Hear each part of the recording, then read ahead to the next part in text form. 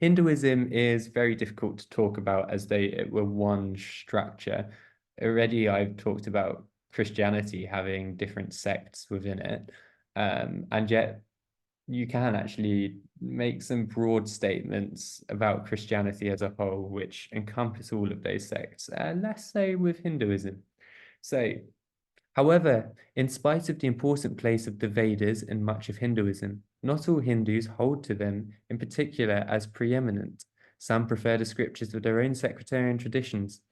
Others disregard the importance of any scripture, preferring to apprehend their religion through practices or spiritual experiences. Vedas are essentially foundational holy documents within Hinduism, a series of very ancient hymns which have truth and wisdom claims within them.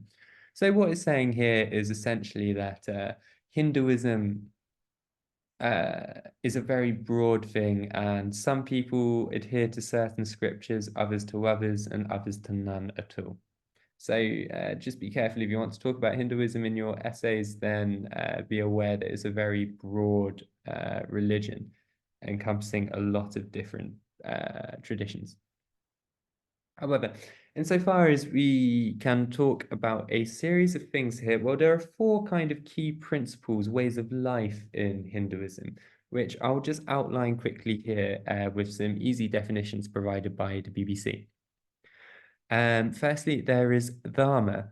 This is related to a person's true nature and with a person's duty and actions that take place. So dharma is a kind of universal principle that people align with.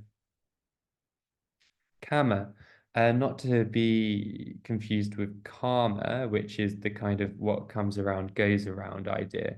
No, kama is the Sanskrit word for love, desire, and pleasure. So um, a fundamental part of life is indulgence in certain pleasures such as sex or food-based desires and things like that. Hindus consider kama to be important in their personal lives, as Hinduism is a very practical religion. It is widely accepted that Hindus attempt to achieve kama in their lives with their partners. So, a practical element of fulfilling your desires, making your life better. Arthur. Arthur is prosperity. So this is certainly a principle that you'd never see in the Christian doctrines. So the idea that it's an important part of life to make money and to become wealthy. Christianity at its heart is actually the opposite.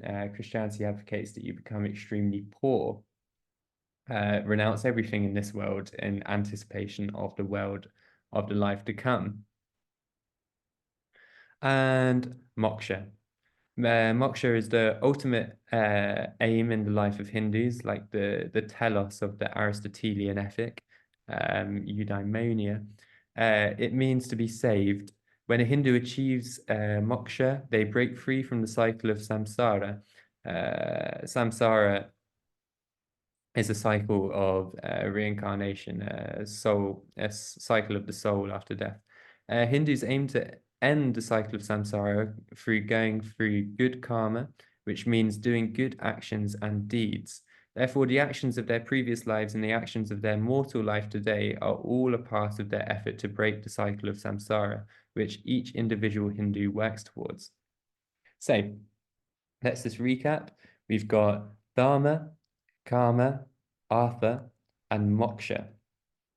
Now, let's just consider these four principles. So we know that in Hinduism, there's a notion of reincarnation. That is, that the soul comes back to earth after death in another bodily form, unless that is we achieve ultimate moksha, which breaks us away from that cycle of reincarnation, samsara.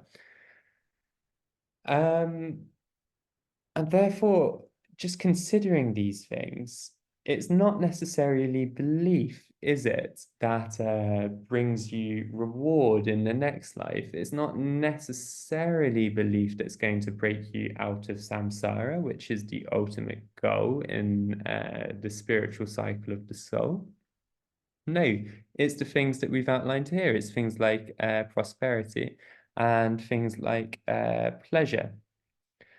These things uh, enjoyed in the right amount in life will allow your soul to grow and get better, and one day achieve perfection, such that it will be in a state of bliss or beyond this world, rather than constantly being reincarnated back into the world. So it's translating it into the Catholic doctrine, a life of works which attains you reward, not necessarily belief in a God.